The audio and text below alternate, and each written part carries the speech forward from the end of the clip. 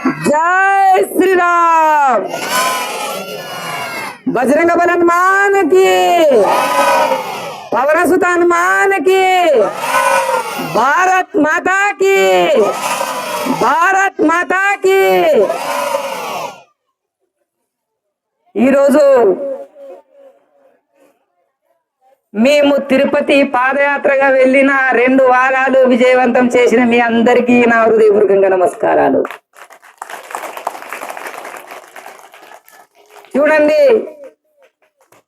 మన లోపల చైతన్యం వచ్చింది, హిందువుల లోపల చైతన్యం వచ్చింది. మేము లేకపోయినా సరే 2 వారాలు అద్భుతంగా విజయవంతం చేశారు. వీడియోలు చూస్తున్నాం. అది మాకు కావలసింది. మన పిల్లల్లో చైతన్యం వచ్చిందిరా, మార్పు మొదలైంది అనిపించింది. చాలా సంతోషం వేసింది. మరి ఇప్పుడు ఒక ముఖ్య విషయం చెప్తాను. తిరుపతి పాదయాత్ర కార్యక్రమం పెట్టినాం. ఈ తిరుపతి పాదయాత్ర 3వ సంవత్సరం విజయవంతం చేసినాం. 3వ సంవత్సరం అంటే కాళ్ళకు పాదరక్షలు లేకుండా 600 కిలోమీటర్లు 3 సార్లు ఆరముళ్ళ 1800 కిలోమీటర్లు పాదయాత్ర చేసిన ఘనత మన లక్ష్యంపల్లి, అంగరాయచూరు, సంగాయపల్లి వాస్తవులుదని ఈ సభాముఖంగా తెలియజేస్తున్నాను. ఎందుకంటే మరి ఈ పాదయాత్ర చేయడం వల్ల మనకి ఏమొస్తుంది అన్న తెలవాలి. పాదయాత్ర చేయడం వల్ల స్వామికి, ఆ శ్రీమన్నారాయణునికి దగ్గరవుతారు. స్వామి మనం హృదయంలో ఏదైనా సంకల్పిస్తే అది నెరవేరుతుంది. మన హృదయంలో ఏదైనా అనుకున్నామంటే దేవునికి, భగవంతునికి లింకప్ అవుతుంది. ఎందుకు అవుతుంది అంటే అంత దూరం ఎండలో కాళ్ళు గాలంగా, నెత్తి గాలంగా అంత దూరం పోతుంటే భగవంతుడు మనకు పరిచయం అవుతాడు.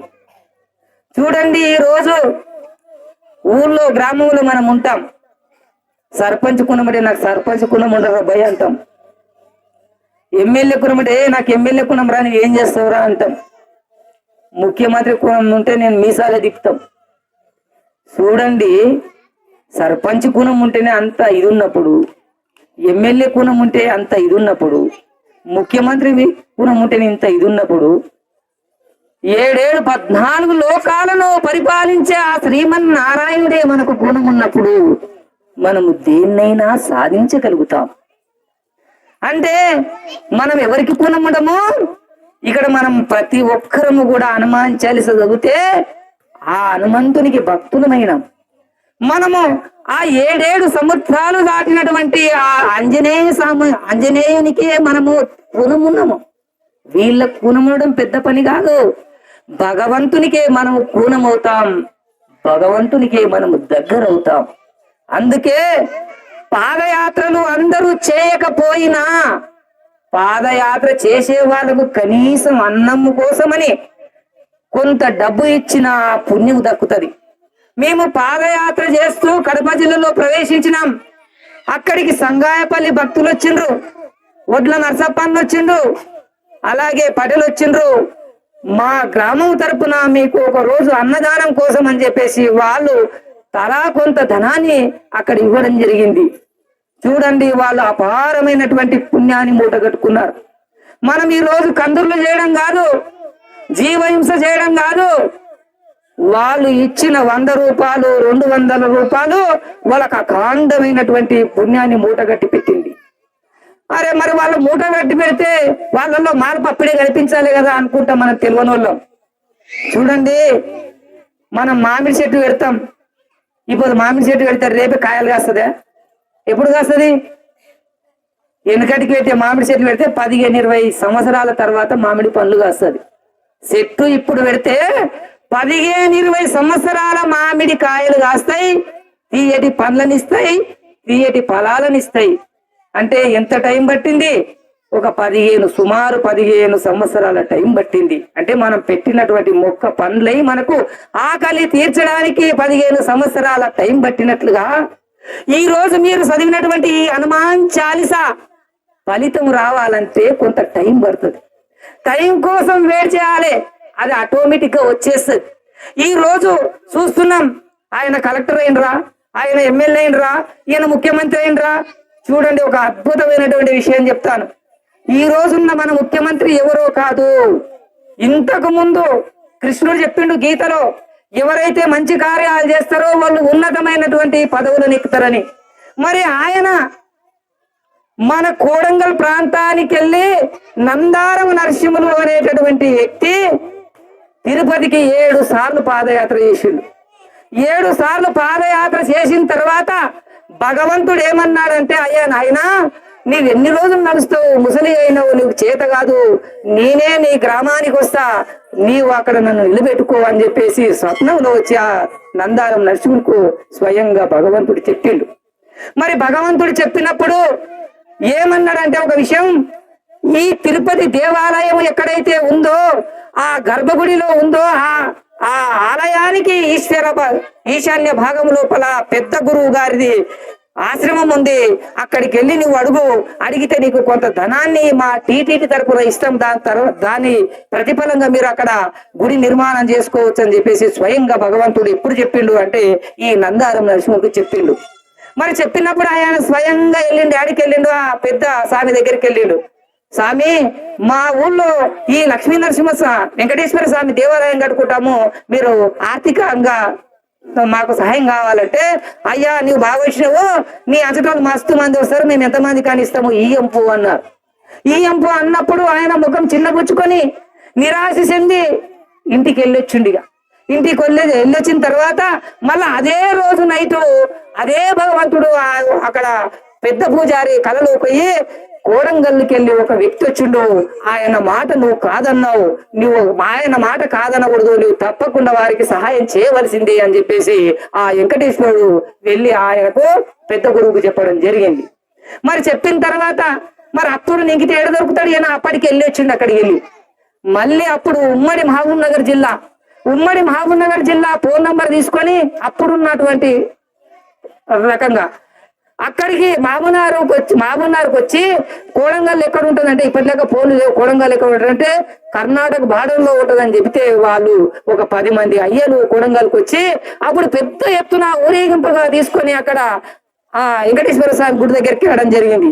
మరి వెంకటేశ్వర స్వామి గుడి దగ్గరికి గుడి లేదు, అక్కడ ఏమున్నది, అక్కడ ఈ వెంకటయ్య వల్ల ఇంటి ముందల అది కట్టిన ఇల్లు అనమాట. ఆ చక్కగా గురువులు వెళ్ళి అక్కడ వెళ్ళి ఈ ఇంటి ముందర ఇక్కడనే స్వామి వెలుస్తానని చెప్పేసి ఆ గురువులు చెప్పడం ద్వారా ఆ కట్టుకోళ్ళు ఎంత పుణ్యాత్మలు చూడండి, మా ఇల్లునే స్వామి వారికి దానం చేస్తామని చెప్పేసి ఇప్పటికీ హైదరాబాద్ లో ఉన్నారు. వాళ్ళు ఇల్లు మొత్తాన్ని ఆ స్వామి వారికి దానం ఇచ్చిండ్రు. దానం ఇచ్చి అక్కడ ఆ వెంకటేశ్వర స్వామి గురువు కట్టారు.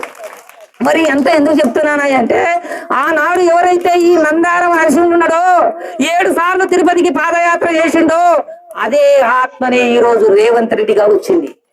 మరి ఇది ఎట్లా చెప్తావా అని అంటే, సాధన చేసేటటువంటి వ్యక్తి ఎవరైతే ఉంటారో వాళ్ళకు ఆలోచన శక్తికి, ఆలోచన ధోరణికి అందుతుంది.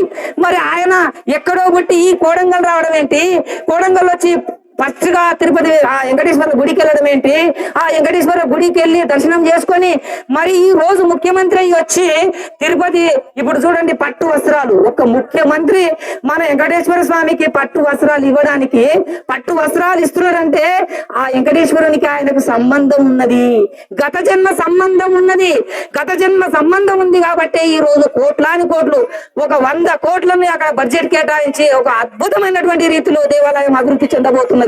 అంటే ఎప్పుడు అనుకున్నాడు ఈ ఆలోచన అంటే, నందారం నరసింహుడుగా ఉన్నప్పుడు నేను ఈ దేవాలయాన్ని అద్భుతంగా నిర్మించాలని అనుకున్నాడు.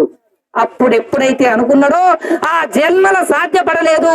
ఈ జన్మల ఒక సీఎంగా వచ్చి ఇక్కడ అభివృద్ధి పనులు ఊరు గ్రామాన రోడ్లు వేస్తున్నాడు. మనం ఎంతో పుణ్యాత్మలం, మనం ఎంతో ధన్యులం.